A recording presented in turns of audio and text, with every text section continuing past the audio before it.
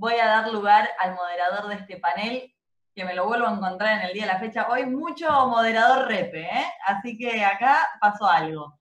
Agustín Frisera como moderador, director ejecutivo de Democracia en Red, sociólogo y magíster en gestión urbanística, especializado en el cruce entre tecnología digital y el quehacer político. Ya me lo tendría que saber de memoria, no sé cuántas veces lo dije. Hola, Agus. Yo creo que la palabra "qué hacer" es como medio rara, ¿no? Pero a mí me gusta mucho, ¿viste? Bueno, sí, me repetí hoy, estoy con diferente vestuario, por suerte. Mantuve la camisa, pero me agarró frío. Estás impecable, Mirta. Te vamos a dejar con tu panel. Diviértanse muchísimo. Voy a presentarlo primero, si me permiten. Voy a compartir pantalla como corresponde. Vamos, si la cámara me acompaña. Nos preguntamos, ¿cambia la forma de gobernar? Y tenemos 3 personas para ilustrarnos al respecto, para imaginar al respecto, para especular al respecto. Yo simplemente voy a introducirlo a partir de algunas fotos y algunas preguntas. Algunas cosas que estoy viendo en la Argentina, pero que podrían ser trasladables a otros lugares de la región. Estamos viendo que en nuestras ciudades hay cosas que antes no habían motivadas por la urgencia y que hay instituciones cumpliendo funciones que estrictamente no tienen. Aquí en imagen es una carpa hospital en un predio del ejército argentino. Vemos que esta crisis ha provocado cambios en el funcionamiento de nuestras instituciones. En la Argentina, pero en Occidente, podríamos decir, los poderes legislativos han cedido el protagonismo casi exclusivo al poder ejecutivo, y eso va a tener enormes implicancias para lo que viene, porque lo mismo sucede con el poder judicial. Pareciera que la cuarentena afecta a 2 de los 3 poderes de la República, y pareciera que eso es inocuo, y como sabemos no lo es. No solamente impacta sobre el trazado gubernamental, también hay un montón de situaciones para las que no estábamos preparados. Aquí una foto de lo que sucedió en Argentina en pleno periodo de aislamiento, cuando abrieron los bancos y salieron todos los grupos de riesgo a la calle, justamente lo que se quería evitar. Pero salieron porque no estaban bancarizados y necesitaban ir al banco para poder tener plata, así de simple. No estábamos preparados para esta situación y nos preguntamos qué es lo que tiene que cambiar, o cómo podemos prepararnos mejor, o qué implicancias va a tener el paso de la crisis sanitaria por nuestras sociedades. ¿Cómo va a impactar la cuarentena más masiva de la historia en la gestión pública? ¿Cuáles son los ajustes que podemos prever en la forma en que se gobiernan las ciudades? Decimos que va a cambiar. Suponemos que, ayer hablábamos con María Buigas y me decía, bueno, Internet como derecho básico para arrancar. Bueno, ¿qué más? ¿Qué oportunidades también tenemos en este contexto? Voy a hablar con una colega que ahora voy a presentar, ¿no? Nosotros tenemos el cliché en sociales de a la crisis se la acompaña con la oportunidad. Bueno, ¿cuáles son las oportunidades de esta crisis? Me meto sin más en la presentación de las 3 personas que me acompañan. Tengo por un lado a Donka Atanasova. Donka es docente universitaria, consultora e investigadora de experiencia y problemas de la política, la innovación y la participación. Tiene mucha experiencia en trabajo con procesos, redes sociales y ciudadanas. Forma parte del equipo de Fuerza Común, que es una red política compuesta por procesos organizativos, líderes y activistas de toda Colombia. Y es actual subdirectora del Instituto Distrital de Participación y Acción Comunal de la ciudad de Bogotá. Hola Donka, ¿cómo estás llevando la cuarentena? Hola, Agus. Pues muy bien, aquí con mucho trabajo. Nos ha tocado estar en calle atendiendo la emergencia social bastante tiempo y al mismo tiempo pues mirando justamente cómo transformamos estas políticas públicas que evidentemente no nos sirven para momentos como estos. Es un placer tenerte aquí. Muchas gracias por la invitación a ustedes. Muy chévere este evento. Tenemos por otro lado a Lucía Belenda. Lucía es uruguaya, es montevideana, pero reside en la Ciudad de México desde hace mucho tiempo. Les decía que hay una colega, es una colega socióloga, que trabaja en la Fundación Avina desde 2013, donde lidera la Agenda Tecnología para el Cambio Social. La verdad es que Lucía tiene un mapa en su cabeza del ecosistema de tecnología cívica de la región y probablemente sea la persona que mejor conoce los casos de innovación social usando tecnología. En ese camino, y como buena uruguaya, Lucía no se traga buzones. Lucía siempre rescata que la tecnología o los usos de la tecnología tienen un doble carácter. Por un lado puede ser virtuoso, por otro lado puede ser maléfico. Todo depende de lugares, de protocolos, de formas y de momentos. Nosotros venimos conversando estas cuestiones hace muchos, muchos años con Lucía. Yo siempre digo, a Lucía hay que escucharla. Yo atesoro miles de diálogos que he tenido con ella. Yo siento que me he formado con ella. Así que es un placer tenerte acá, una persona que respeto y quiero muchísimo. Hola Lucía, ¿cómo estás llevando la cuarentena? Hola, Agus, qué lindo qué lindo que me hayan invitado a conversar. La verdad que para mí también es un placer estar acá porque era la misma conversación que creo que teníamos el miércoles, ¿no? En nuestras conversaciones bilaterales sobre qué cambia en el gobierno y cómo estoy llevando la cuarentena. Creo que, nada, un cambio de vida, tratando de arreglar lo que se puede, tratando de ayudar en lo que se puede, pero también con la firme convicción de cómo no se nos pasa otra oportunidad para repensar nuestro trabajo de forma estratégica y repensar nuestros gobiernos y nuestra forma de movilizarnos. Creo que es muy fácil a veces desde sociedad civil que en estos casos de urgencia se nos pasen momentos para repensarnos en la acción, en lo operativo y cómo podemos dar un paso para atrás en estos momentos y también pensar en el largo plazo y que no reescriba otro la historia que después vamos a vivir. Entonces nada, también pensando en eso. Genial tenerte, Lucía. Voy a presentar a nuestro tercer panelista. Yo a veces me olvido que es abogado, pero es abogado. La verdad es que se dedica a temas de gestión de ciudades y desarrollo local y territorial hace muchos años. Profesor, consultor. Recuerdo muchísimas discusiones en las que hablábamos del derecho a la ciudad.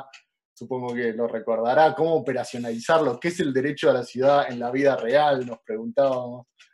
Fabio Ketla siempre respiró política, pero esa pasión hoy convive con responsabilidad institucional y responsabilidad pública. Él es diputado nacional, es representante del pueblo de la Nación Argentina, y nos conocimos hace muchos años en uno de esos restaurantes peruanos, no sé, Fabio, si se acordará, ahí en el Abasto, su barrio, supongo que me estará hablando desde ahí, barrio tanguero de Buenos Aires.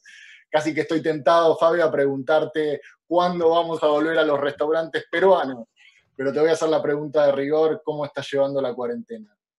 Bueno, yo la estoy llevando bien, la estoy llevando con una alta intensidad de trabajo, porque efectivamente la cuarentena y el cambio de hábitos con las reuniones de tipo Zoom, etcétera, para las personas cuyo trabajo es un trabajo relacional, produce una aceleración de reuniones, también de gestiones, desde la gestión de lo que se discontinuó, en el sentido de que cosas que dejaron de funcionar y que hay agentes sociales que precisan que vuelvan a reenchufarse procesos o circunstancias, situaciones personales que cuando uno ejerce el poder público nunca hay que abandonar el sentido de empatía y de sensibilidad. Argentinos que se quedaron afuera, extranjeros que se quedaron en la Argentina, salvoconductos.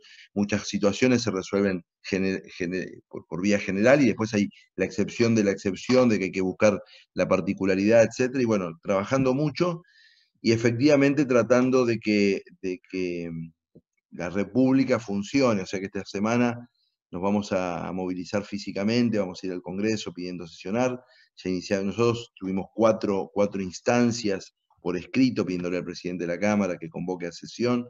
Somos la primera minoría, pero no entendemos bien por qué estamos todavía atenazados, siendo que igual, quiero aclarar, la Cámara ha hecho muchas cosas, ¿no? Han pasado todos los ministros a las reuniones con la dificultad que significa esta metodología. Ha habido mucha actividad en el marco de lo que permite la cuarentena. Ahora vamos un poquito más allá a ver si tenemos sesiones y podemos poner en la consideración pública, en el debate abierto, todo el conjunto del paquete de iniciativas que el gobierno llevó adelante, que hoy es por decreto y que tenemos que dar con validación parlamentaria. Vamos a arrancar con unos 5 minutitos cada uno. Arrancamos con vos, Fabio, ponemos carne en el asador y después Dale. vamos al debate. Bueno, ante la pregunta de si va a cambiar la forma de gobernar, yo me pregunté, primero que nada, ¿qué es gobernar, no? Porque si no, sí. Y gobernar es básicamente dos cosas. Gobernar es, por un lado, es administrar y ejercer el poder, son esas dos cosas. Y administrar está cambiando en un continuo muy fuerte desde hace 40 años con la incorporación públicas, un proceso inequívoco, irrefrenable, continuo, etcétera, de base tecnológica, que las administraciones disponen de mayores posibilidades, mejores elementos, y la ciudadanía también para vincularse con las administraciones, y eso cambia la ecología vincular, y en ese camino estábamos con distintas velocidades y con distintas intensidades. Y el segundo tema, que quizás es el más interesante, es el de cómo se ejerce el poder, ¿no? Y ahí hay un punto, porque la base del poder público, digamos, el volumen de poder público depende de dos cosas.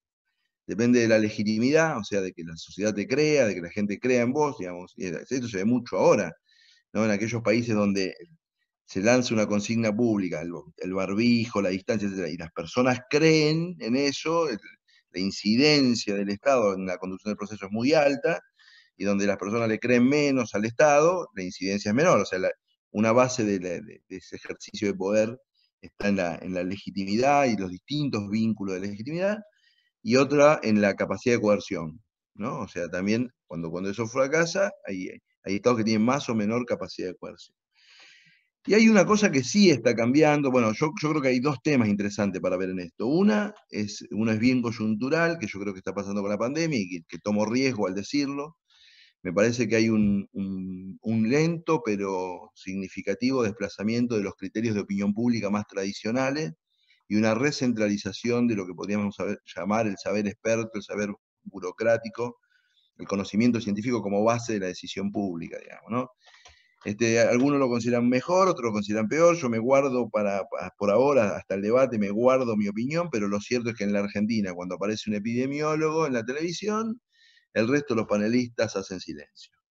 Nosotros vivíamos en un gallinero hasta hace 2 meses, y ahora el miedo, la sensación de que esto no es un chiste, etc., ha puesto a algunos saberes expertos en un lugar en la que todas las opiniones no valen lo mismo. Y este quiebre en los criterios de pura opinión pública o de pura opinión publicada, etcétera, etcétera, es un tema muy importante en la reconfiguración futura de las democracias, por lo menos de las democracias occidentales. Y yo creo que hay otra segunda cuestión que va a parecer que pende invisible sobre la cabeza nuestra, que es que no vino con el coronavirus, que es un implícito, y que ha sido voy a generar tensión dramática, ha sido algo que la sociedad civil ha intentado todo el tiempo de instalárselo a los organismos oficiales multilaterales, la academia ha intentado, y siempre ha habido una resistencia del puro poder o del poder político más tradicional respecto de combinar, que es la idea del límite.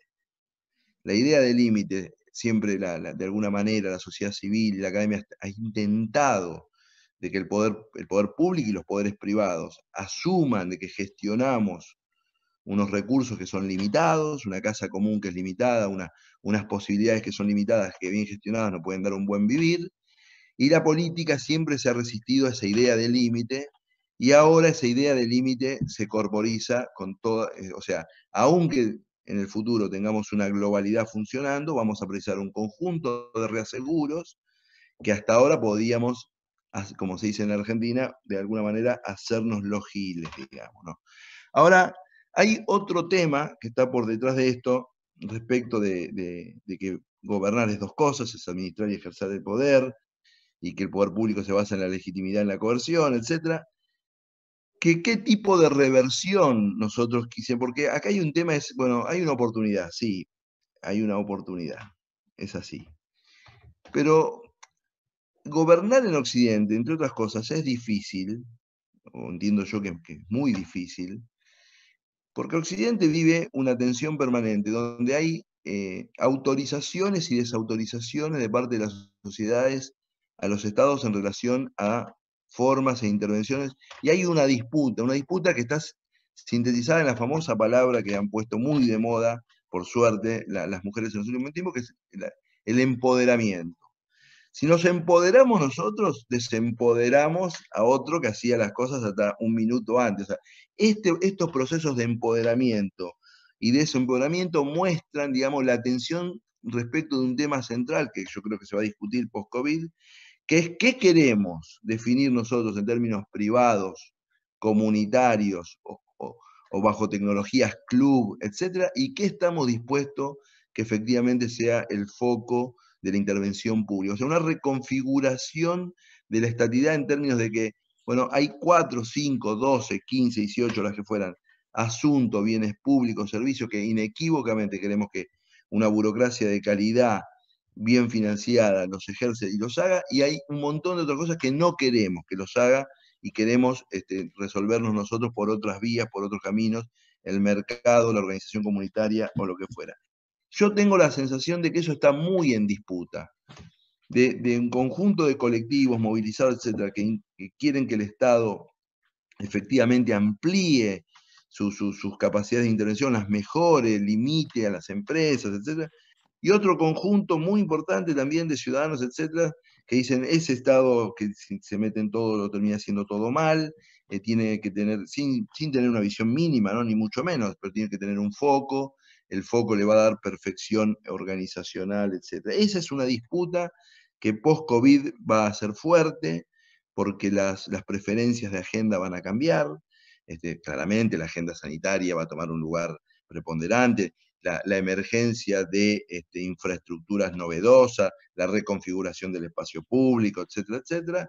Y en esa discusión va a estar el volumen de transferencia de legitimidades o no que le demos a este aparato que hemos llamado Estado, ¿no? Entonces, y por último, quizás para una audiencia que yo no tengo un prejuicio, pero que supongo que la conozco, creo que este incipiente desplazamiento de opinión pública por parte de, digámoslo así, las burocracias calificadas o el saber científico, que es esa sensación de seguridad que transmite Merkel cuando habla, que pareciera que consultó hace un minuto antes al comité y que no lee, porque no dice nada excepcional, simplemente que habla en un código normativo que transmite una idea de conocimiento de la situación, de pertinencia del uso del vocabulario. Esa cuestión, si empieza a ser revalorizada en esos niveles, ¿qué va a pasar con los populismos mediáticos, ¿no? Que son el contrario opuesto de eso, ¿no? Es la palabra banalmente usada, es el caso de Bolsonaro, Trump, etc. Digamos, es la apreciación un poco chabacana, es decir, si tomamos algo caliente, se nos va y a las 2 horas hay que decir que no era lo de algo caliente, que hay que esperar una investigación más seria y lo que fuera. Bueno, si esta sensación de reconfiguración, de fragilidad que sentimos y de límite, y le transferimos algún poder al saber experto, ¿qué significará esto para los populismos mediáticos? Bueno, yo creo que son los dilemas del eventual cambio de gobierno en esta coyuntura. Genial, Fabio. Muchísimas gracias. Donka, vamos contigo. Bueno, pues nuevamente saludar a todas y a todos. Muchas gracias por esta invitación que creo que es un diálogo muy necesario, ¿no? Todo el mundo está hablando de COVID, de cosas, pero en realidad reflexiones profundas son muy importantes aquí e ir atando también estas reflexiones entre los distintos países. Yo algo que pensaba aquí, digamos, ahora también mientras escuchaba a Fabio y cuando leía las preguntas, es que en Colombia, un poco como hemos leído la cosa, es que lo que llamaríamos oportunidad que abre el COVID realmente es una serie de elementos que se develan en este momento, en esta situación, y que son elementos que han estado presentes de pronto siempre en la sociedad colombiana, en este caso específico, pero que, digamos, solamente las agendas alternativas o solamente las agendas de izquierda o de los movimientos sociales los han puesto sobre la mesa.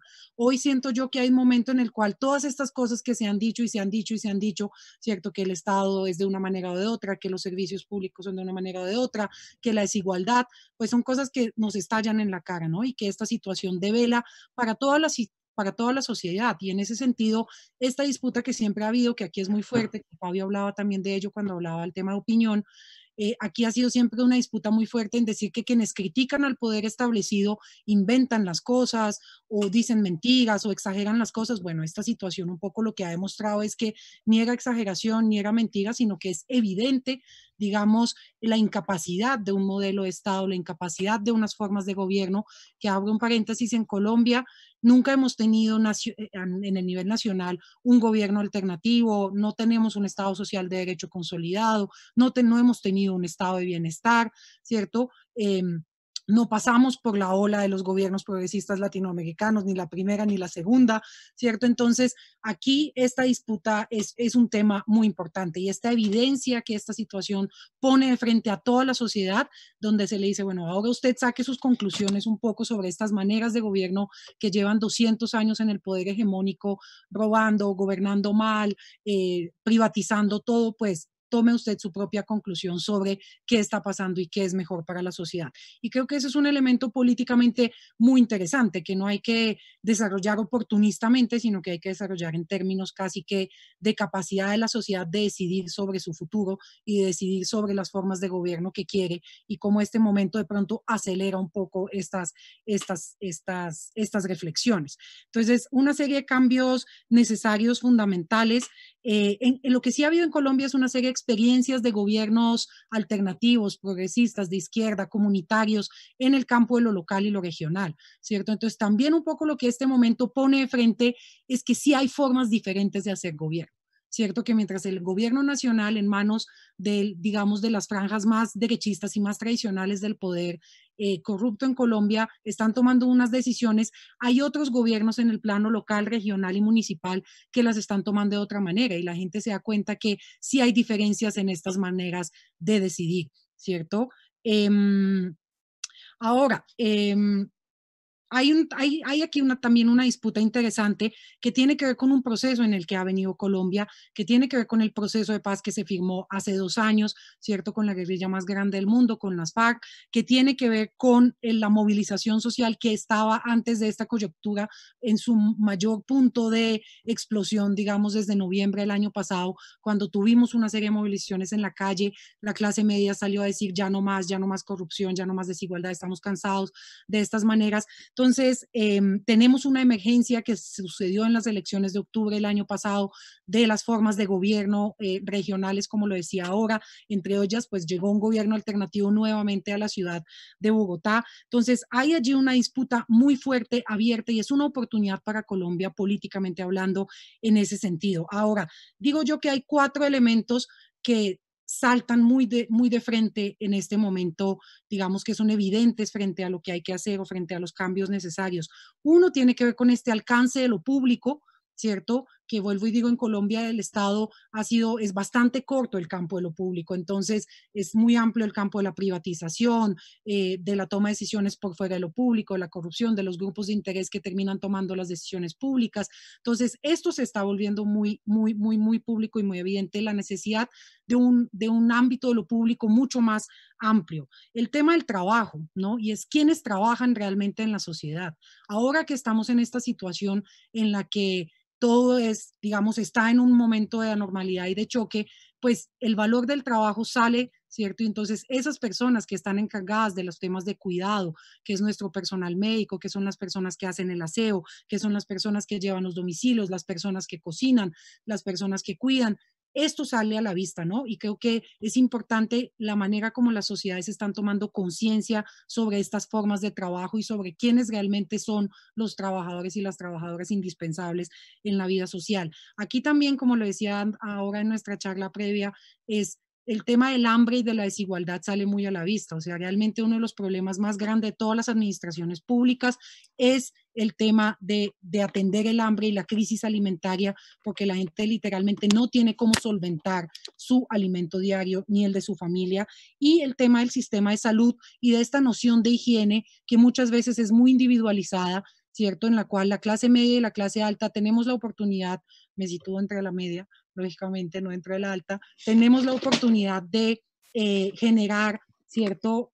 Una serie de cuidados individualizados, pero que la mayoría de la gente que ni siquiera tiene acceso a agua, que no tiene acceso a servicios públicos básicos y demás, pues no tiene la posibilidad de tener unas prácticas de higiene individualizadas y ha ido colectivizando esta problemática y encontrando maneras colectivas de solventarla, tanto la del hambre, la gente está organizando ollas comunitarias, iniciativas ciudadanas de solidaridad para recoger mercado y repartirlo, ¿cierto? Está llevándole alimentos a las casas de las personas mayores, y lo mismo el tema de salud, la gente se está cuidando colectivamente en las familias, llevando el agua donde no la hay, llevando el alcohol donde no lo hay, digamos, unas formas de solidaridad que en esos sentidos se van develando y que creo que son muy importantes.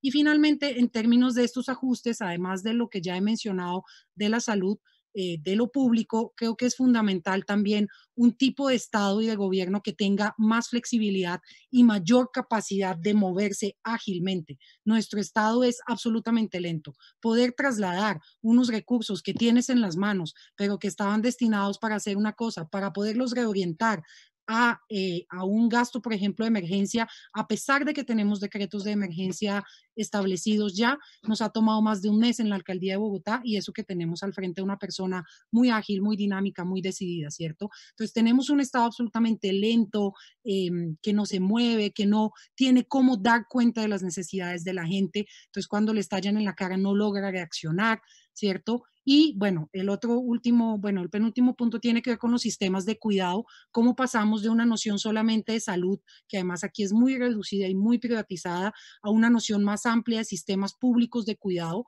Nosotros tendríamos la oportunidad de desarrollar aquí en Bogotá y en otras regiones esto, y va a ser una disputa muy interesante de cómo lo volvemos gobierno.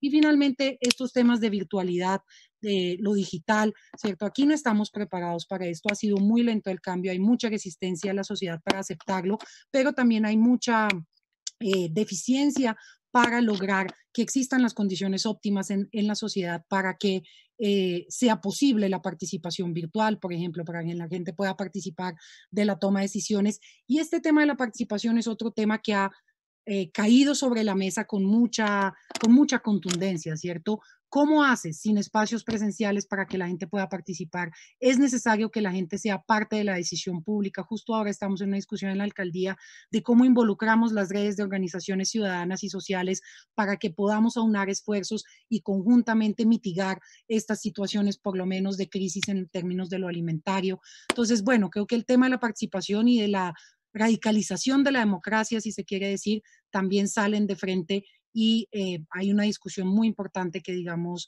podemos ir avanzando de cara a estas problemáticas. Dejo ahí, pues, por ahora. Gracias, Donka. Cambiar las formas en que se hace participación ciudadana. Un buen pie, Lucía, toda tuya. Dale. A ver, creo que coincido plenamente con Fabio y con Donka que la crisis al final es una oportunidad de cambio. Y que el cambio se nos da contra la cara, ¿no? Es decir, no es que lo planificamos, está ahí, no, realmente se nos está llegando. Y para mí hay 4 cosas que esta crisis nos está mostrando. Y una, y quizás desde un trabajo más regional, con mucha experiencia en los procesos de gobierno abierto, de tratar de conectar actores para generar política conjunta, la coordinación hoy es global, hoy es súper necesaria e indispensable. Es como necesitamos una respuesta coordinada, articulada, no alcanza, y tomo lo que dice Fabio de cómo hoy, que pasa creo que en toda América Latina, también pasa en México, hoy habla un técnico, un epidemiólogo, y todo el mundo se calla. Nos dan una lección de estadística y todo el mundo está fascinado.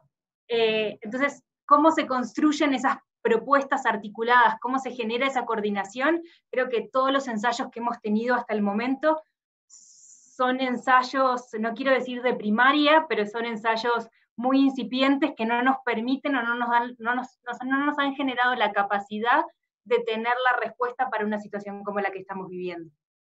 Después, creo que si hay algo que todos compartimos es el cuestionamiento sobre la forma de gobierno, el tipo de gobierno, los tipos de gobierno que estamos construyendo en la región.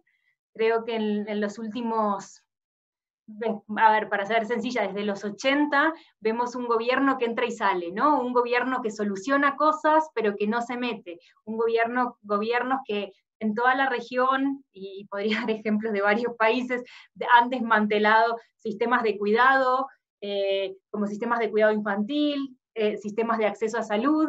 Hoy, donde se ve la necesidad de ese Estado robusto que empiece a jugar un rol muy diferente. Y es algo, Agustín, que nosotros hemos discutido muchísimo, ¿no? ¿Dónde queda ese Estado que tiene que jugar un rol más allá de entrar y salir? Y creo que eso es algo que se pone claramente en cuestión en esta crisis. Después, también, en ese rol del Estado, la idea de la colaboración entre lo público y lo privado. Para pensar en la salida de una crisis así, o cómo caminamos hacia adelante, creo que hay una falsa, y trabajando en el campo de la innovación, creo que hay una falsa idea de la innovación, y que la innovación viene del sector privado. Generalmente las grandes innovaciones son difíciles de llevar adelante si no hubo inversión pública adelante. Cuando estamos hablando de procesos complejos, como la industria aeroespacial, estamos hablando de una vacuna, generalmente hubo un proceso público-privado detrás. Entonces, de nuevo, pensar en lo colectivo, pensar en el largo plazo, tender esos puentes son indispensables. Y si nos estamos pensando que el milagro va a venir de una startup en Silicon Valley, no va a pasar. Entonces creo que eso también nos lleva a redefinir hacia cuáles son los estados que estamos construyendo y que queremos construir. Y después, por otro lado, también, y quizás de la mesa soy la más sesgada a la tecnología y la que trabaja en ese campo, la idea de la información, ¿no? Creo que hoy muchas de las conversaciones que tenemos en la crisis sanitaria en la que vivimos, son la de información y la de los datos. Como si el dato fuera totalmente fidedigno, y hay una conversación detrás de la validez de los datos, de cómo se construyen esos datos, de cómo ese dato se vuelve una fuente de conocimiento. Y creo que es una conversación a la que todavía no estamos preparados para dar. Y creo que eso también nos está mostrando la crisis. A pesar de todo esto, y lo he leído varias veces en excelentes artículos de opinión en las pasadas semanas, leía a Harari, y él decía, es el momento este es el momento de repactar, donde lo viejo, las normas de lo viejo quedan casi obsoletas y tenemos la posibilidad de construir lo nuevo. Sí, creo que tenemos la posibilidad realmente de construir algo nuevo, que muchas de las decisiones que tomemos hoy sobre si colaboramos con el país de al lado, si colaboramos entre el sistema de salud y en el sistema de ciencia y tecnología, si damos una respuesta integrada a las personas no bancarizadas, atención al cuidado, si visibilizamos a los invisibles hoy, creo que sí construyen las democracias de mañana. Lo que me preocupa hoy es que creo que es imposible negar que vemos dos tendencias, ¿no? Vemos países con medidas de emergencia, lejos de ser medidas de emergencia, son medidas de reducción de derechos, de caída de la libertad de expresión, de reducción de todo tipo de libertades, vigilancia gubernamental, y el creer que la vigilancia y el uso de los datos para la vigilancia están bien y son posibles y son una manera de mantenernos seguros, y el pensar en un Estado 100% controlador es lo que va a permitir un buen desarrollo de la sociedad. Y por otro lado, hablamos menos de algo que me parece que son palabras cruciales, como son la solidaridad, la confianza y la reconstrucción de lo que es un bien social, y cómo entendemos esta crisis como la necesidad de cuidar el otro. Y creo que retomo algo que decía, creo que tanto Fabio como Donka, pasamos mucho tiempo, y esto muy aunado a los modelos económicos que llevan nuestros países, pensando en el desarrollo de uno y de nuestros propios países. Y hoy creo que por primera vez esta crisis nos enfrenta a saber que no importa la interdependencia que tenemos y la necesidad de pensar en el bienestar colectivo. Y eso creo que es una pregunta que hoy, desde los municipios y desde los estados, hay una oportunidad para construir. Porque hay menos complejidad, porque es el lugar para la experimentación, porque es el lugar para la innovación, porque se pueden pensar en cómo redistribuir presupuestos, en cómo hacer medidas de cuidado que realmente puedan ser un parteaguas en estos procesos y después se puedan pensar en escalar también.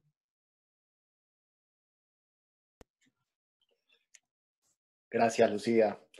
Estoy tentado a hacer una pregunta, me voy a aguantar porque resulta que tenemos acá abajo el Slido, que también conocemos, Lucía, en donde se votan las preguntas, el público las formula y otras personas las votan, se van votando entre sí.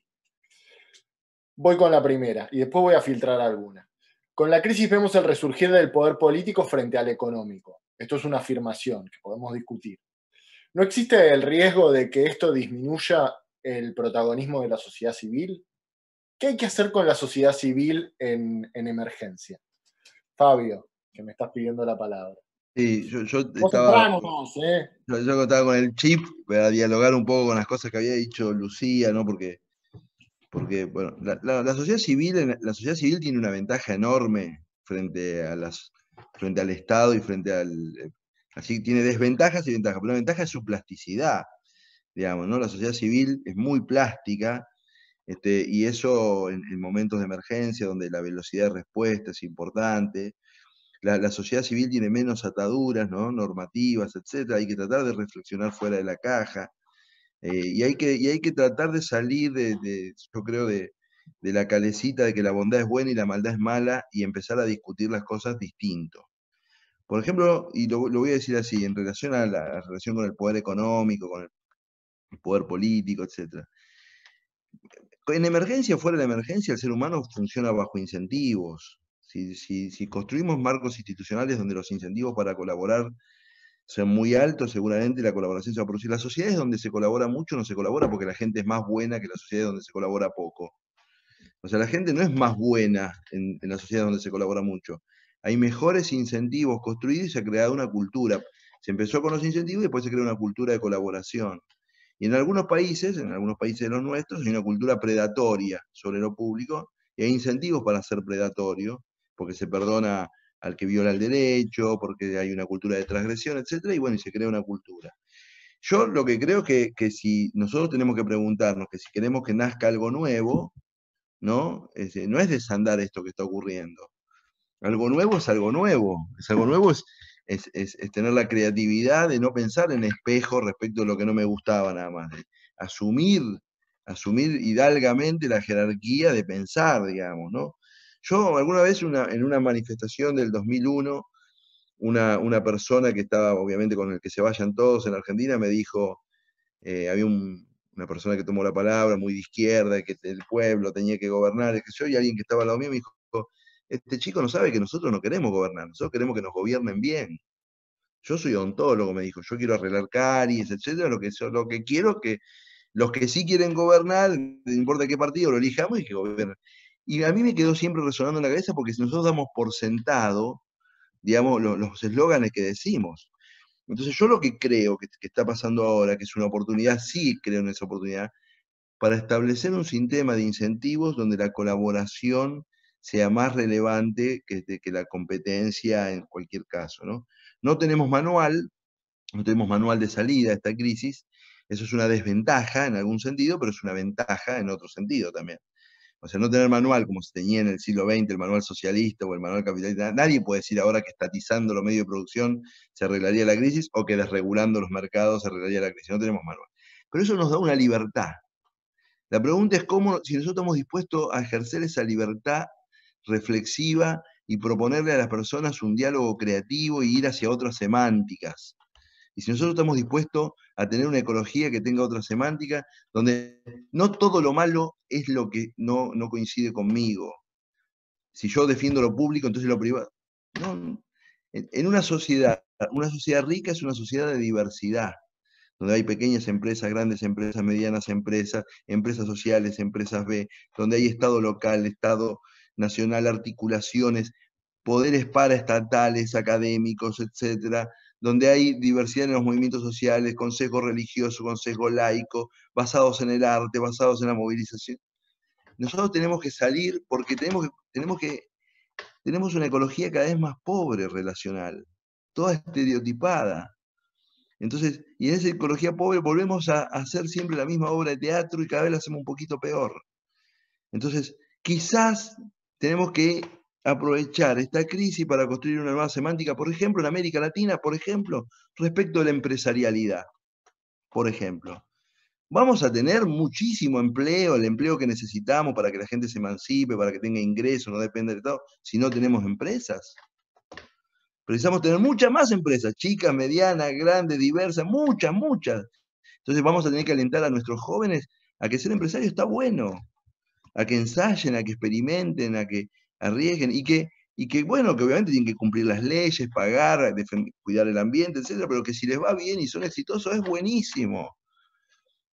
Es buenísimo. Entonces, creo que América Latina, lo digo en tono latinoamericano, debería aprovechar este momento para abrir otra conversación, para no reeditar una conversación que venimos reeditando hace 60 o 70 años, que es una conversación que se gastó, porque no fue fructífera. La única gran conquista del continente en estos últimos 60 o 70 años es que pasamos de un orden violento y autoritario en promedio a un orden más dialogal. Pero aprovechemos ese orden más dialogal, democrático, institucional, esta posibilidad que tenemos, para pensar fuera de la caja, cómo construimos una economía más. No vamos a ser más justos si no somos más prósperos. No vamos a ser más justos si no somos más prósperos. Entonces, para ser más justos, para que podamos integrar más, incluir más, para que haya más bienes públicos de calidad, para que el Estado también pueda prestar servicios de calidad, etcétera, tenemos que ser más prósperos. Y ese desafío de la prosperidad es un desafío que tenemos que asumir. Y en esta crisis que tenemos que decir, bueno, ¿por qué somos tan vulnerables? ¿Por qué somos tan frágiles? ¿Qué tenemos que aprender? ¿Cómo nos tenemos que organizar para ser menos vulnerables, menos frágiles, más productivos?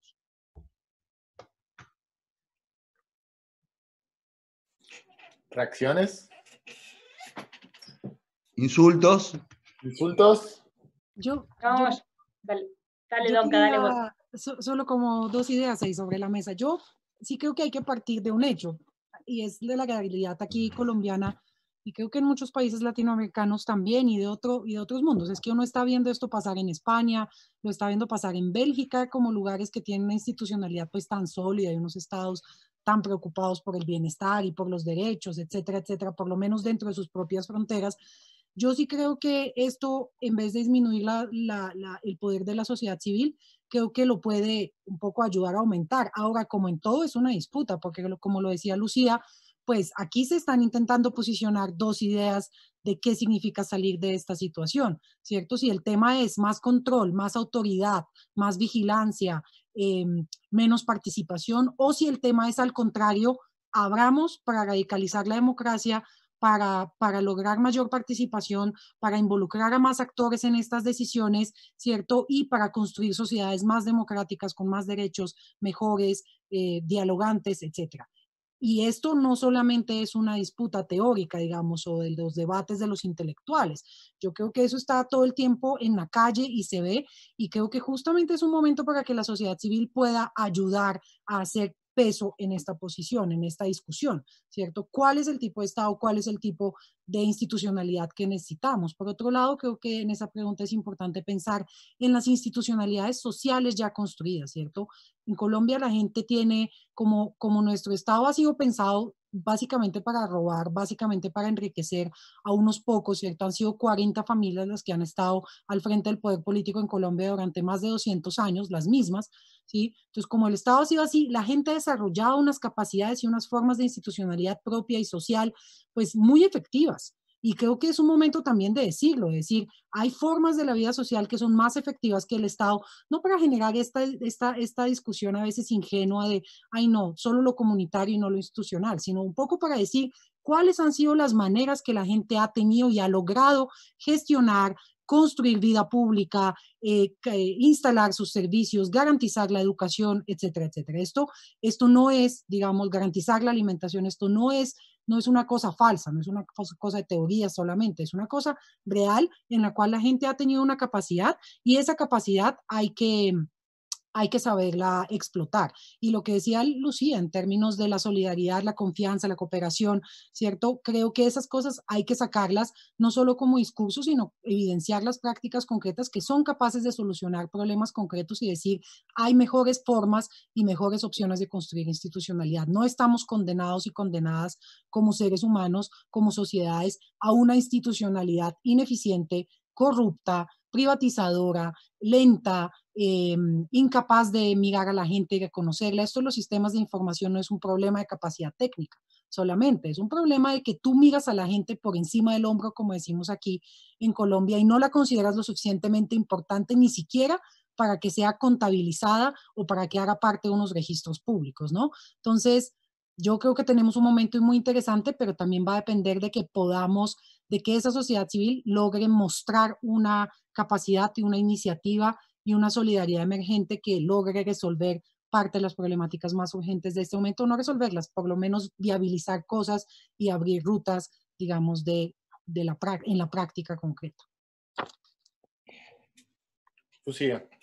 Sí, también, a ver, creo que de acuerdo con Fabio y con Donka en algunas cosas, creo que, a ver, concuerdo con Fabio 100% de la necesidad de crear incentivos para la colaboración empresarial con el gobierno, para la participación de la sociedad civil, para la co-construcción con el gobierno, para el trabajo articulado, pero creo que es un momento donde debemos pasar el diálogo. Creo que, como dice Donka, es el momento de construir encima del andamiaje institucional existente, rearmarlo y generar estructuras que realmente permitan viabilizar esos procesos. Creo que la charla solo en este momento va a resultar muy corta.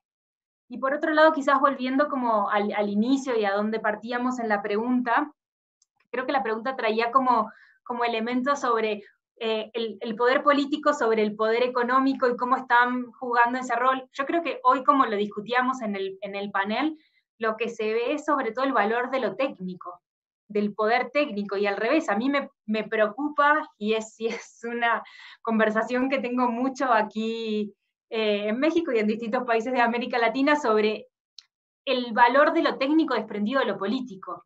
Y otras veces me ha tocado de estar del otro lado, diciendo el valor de lo técnico en conjunto con lo político. Y creo que el problema es que cambiamos una cosa por la otra, entonces es como moneda de cambio.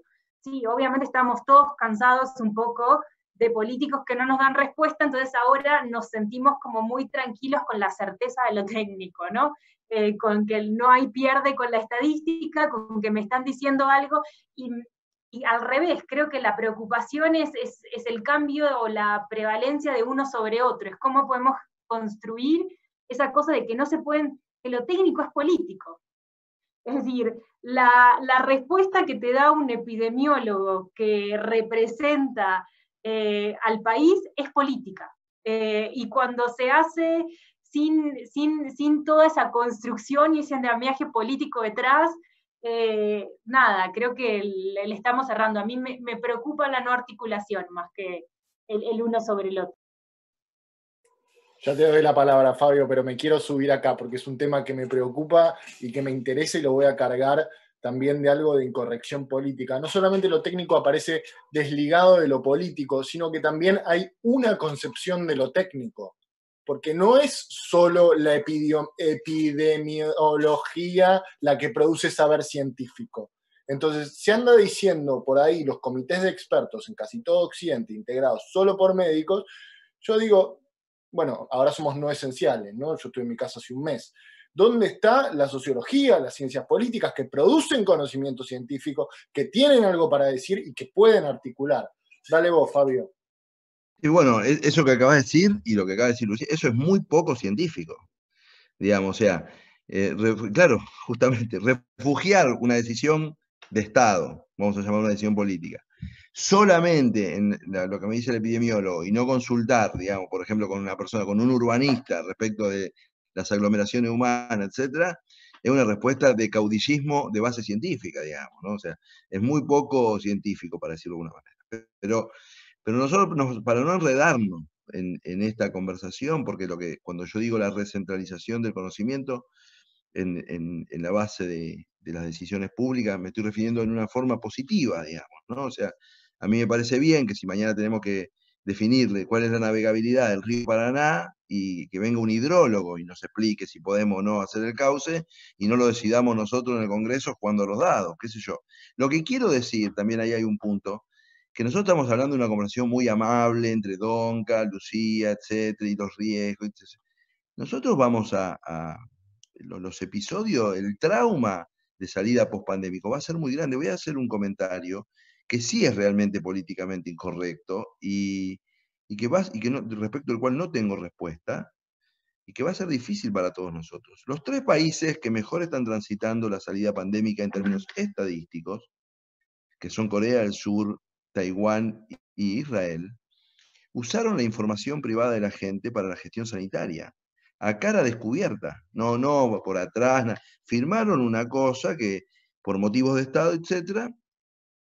Y yo con estupor, porque vengo de una cultura política liberal, en el sentido de reivindicar la autonomía de las personas, no quiero que el Estado tenga la información de dónde estoy, a qué hago, para qué uso mi tarjeta de crédito, o mi celular, o si me comunico más con mi hijo varón o con mi hija mujer, o lo que fuere. Puse en consideración en varios chats esto, de chats de personas politizadas, y un altísimo porcentaje de personas que yo hubiera pensado que no, originalmente, están dispuestas a aceptar que sus estados usen la información bajo resguardo judicial o bajo resguardo parlamentario. Y yo soy de preguntarme, ¿y por qué? Y es por el miedo. Entonces, en definitiva, la pelea es la pelea de siempre, es la pelea de la década del 20, es la pelea de la década del 80, del siglo XX, en América Latina, es la pelea, ¿quién gana? ¿La esperanza o el miedo? Puede ganar el miedo, y cuando gana el miedo ganan los criterios de seguridad, la pérdida de libertades, etc. Para que gane la esperanza, por eso soy tan enfático, tiene que aparecer un nuevo imaginario. El discurso clásico del progresismo de América Latina no le va a dar esperanza a la gente. No es que yo esté a favor o que yo esté en contra. Para que gane la esperanza, tiene que aparecer algo nuevo que sea capaz de emocionarnos, que sea capaz de hacernos sentir de que es creíble la posibilidad de construcción de sociedades más amables, más dialogales, más honestas, más de cuidado. Y eso requiere de una nueva semántica, de nuevas formas de articulaciones y también de para que nazca eso nuevo, tendremos que despojarnos de algunas cosas, de algunos hábitos y de algunas prácticas. Lo digo, siendo diputado nacional, probablemente por el partido más tradicional y más ritualista que tenga el continente, y lo sabes bien. Un partido de hábitos, como es el radicalismo, que es un partido que repite las cosas, etcétera, como si fuera un mantra. Pero yo creo que la única forma de que no gane el miedo y que gane la esperanza es que tengamos la capacidad de pensar cosas nuevas, de desafiar a nosotros mismos nuestras viejas convicciones y entender de que podemos ofrecerle a la sociedad un escenario distinto con estas herramientas en estas circunstancias. Por favor, Agus.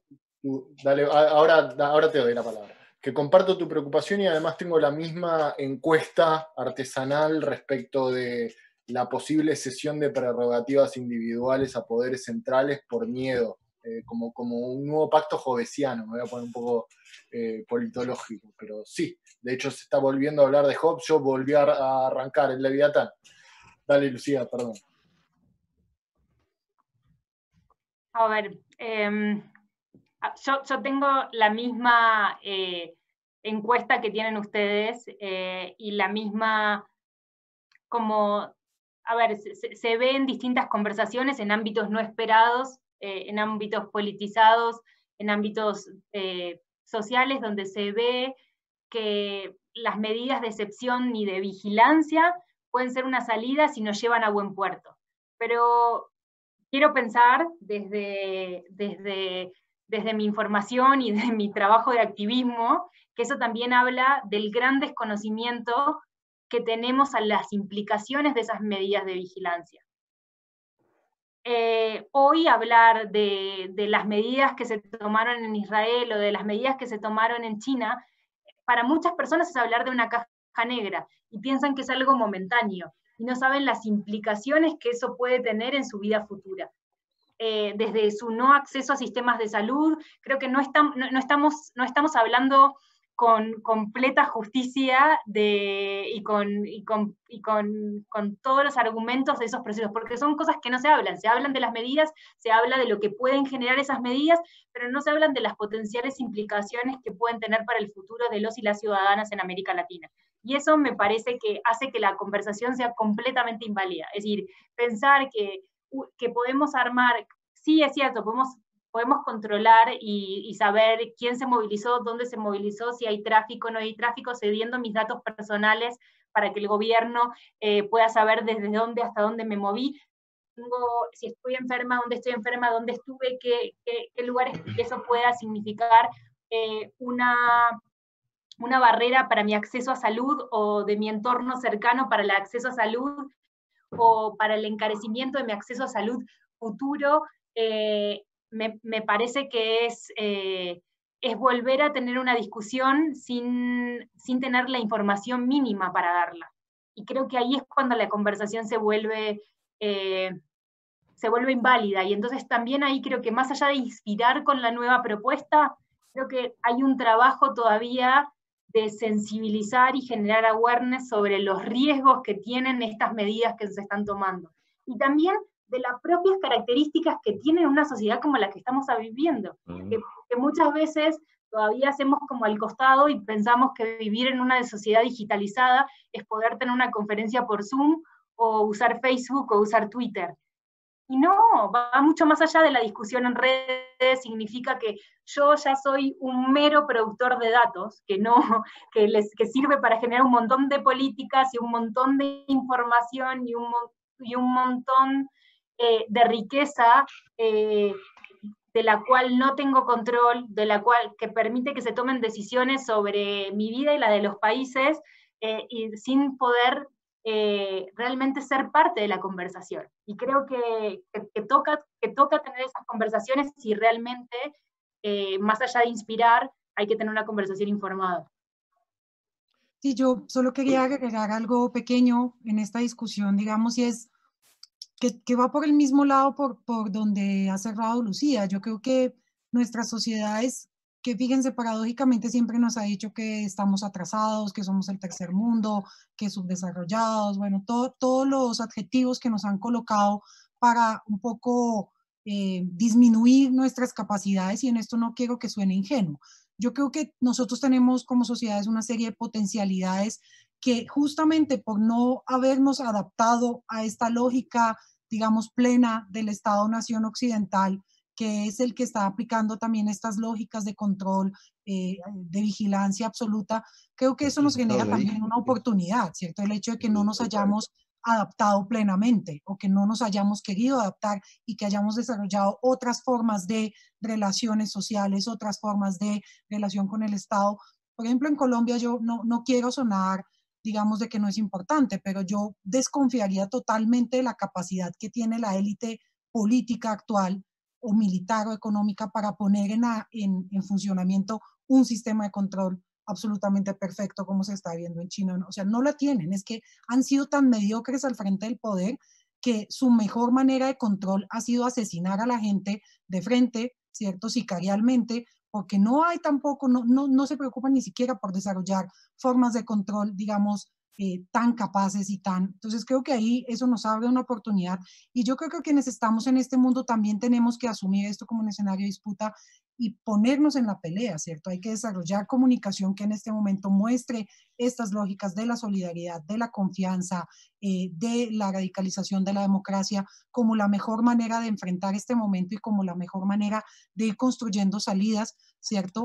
Porque a veces pareciese que la forma que más se publicita es la otra, ¿no? Es esta el control del acceso a los datos de todo el mundo, es cede todo lo tuyo para que alguien lo responda. Yo en Colombia no hay confianza para que la gente ceda nada conscientemente, ¿cierto? Porque realmente la capacidad de la élite de gestionar, de administrar ha sido tan mediocre, ¿cierto? Que ha dejado a la gente con una desconfianza total de lo público. Entonces yo digo, si en este momento salimos a mostrar cómo otras formas desde la sociedad y desde la solidaridad pueden tener potencialidad para construir Estado e institucionalidad, pues creo que puede ser una cosa muy interesante, ¿cierto? Tan así que ni siquiera el Estado es el que está resolviendo la salud o la alimentación de la gente, ¿cierto? Entonces, yo digo, hay que partir de ahí y mostrar esto y asumirlo como una disputa política. Les pido un minutito. Un minuto. Sí. No me la prenda voy a fuego, aclarar Fabio. que yo Un estoy, minutito. sí, un minuto. Yo estoy 100% en contra del uso de la información por parte del poder público, quiero aclararlo para que... Pero esa posición es una posición cómoda también, estoy en contra y ¿qué hacemos con estar en contra? Digamos, ¿no? O sea, si la mayoría está a favor y después se impone, digamos, no, tampoco... Yo estoy en contra del testimonialismo, de las personas que se involucran en la vida pública para dar testimonio y quedan cómodamente bien ubicados, y no. La construcción de un modelo alternativo pasa por no ser testimonialista, por tener la capacidad de no solo de estar en contra, sino de poder estar a favor de algo, ¿no? Yo estoy en contra del uso, y no es casual que los 3 países que se usaron, que son 3 países orientales, no occidentales, y son 3 países que tienen un contexto bélico casi permanente, o situaciones de tensiones bélicas, o sea que tampoco son trasladables esos fenómenos par y paso, porque por ejemplo en la Argentina o en Uruguay, donde la gente no vive en un contexto bélico, sería inconcebible que el Estado se ponga a observar cómo se mueven las personas o lo que fuere. Y reivindico la libertad, y reivindico un modelo convivencial más amable, más inteligente, más diverso. Y para mí, soy de los, porque es una cuestión psicológica probablemente, yo soy de los que creen que es bueno no tener manual. O sea, es bueno no tener manual. Que apelemos a nuestra creatividad, que ensayemos, que nos perdonemos si hacemos las cosas, si vamos aprendiendo. Lo más importante que la sociedad tiene que sacar de este fenómeno pandémico es rescatar su capacidad de aprendizaje, ¿no? O sea, nosotros podemos aprender cosas, ¿no? Si nosotros ya tuviéramos todas las respuestas, este foro no tendría sentido. Entonces nosotros tenemos que aprender cosas. Y yo lo que sí tengo una diferencia, no creo, por supuesto las sociedades tienen grupos sociales más corruptos, menos corruptos, más diversos, menos diversos. No creo que las sociedades tengan particularmente reservorios de buenos y reservorios de malos claramente delimitados. Me parece que eso hizo mucho mal Marvel con los dibujitos y todo eso, de que los buenos y los malos están perfectamente divididos. Creo que hay buenos hábitos y malos hábitos sociales que se instalan, y que creo que sí un trabajo para hacer desde la política es crear una cultura de colaboración, de integración, de convivencialidad, etc. En definitiva, la política es la alternativa a la guerra, ¿no? O sea, creemos en la política porque creemos que podemos administrarnos a partir de nuestra capacidad humana de negociar, de hablar, de reconocernos. Tu cierre, Donca, 30 segundos que nos sacan del aire.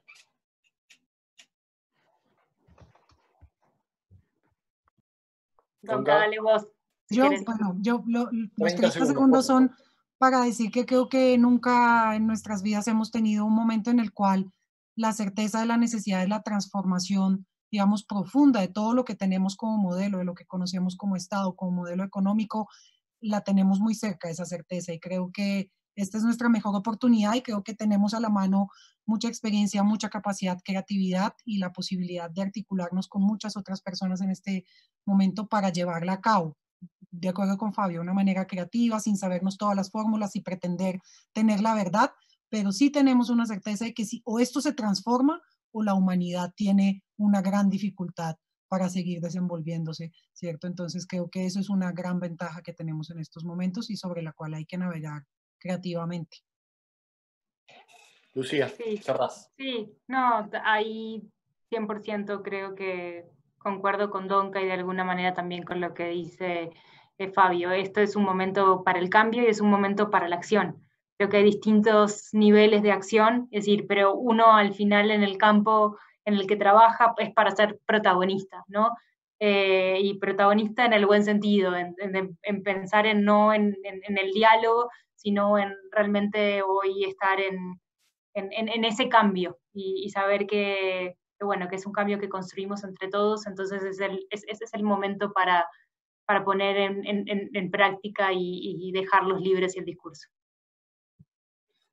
3 puntos de vista que coincidieron en algunas cosas, que divergieron en otras. Me parece que dejaron mucha carne para que después siga el debate en Slack. Yo les agradezco infinitamente. Voy a cerrar el panel, pero quédense porque nos queda una última conferencia. Azotes globales, crisis, miedos y ciudad. Margarita Gutman, la modera Pablo Vitale. Gracias. Gracias, Agus. Chao.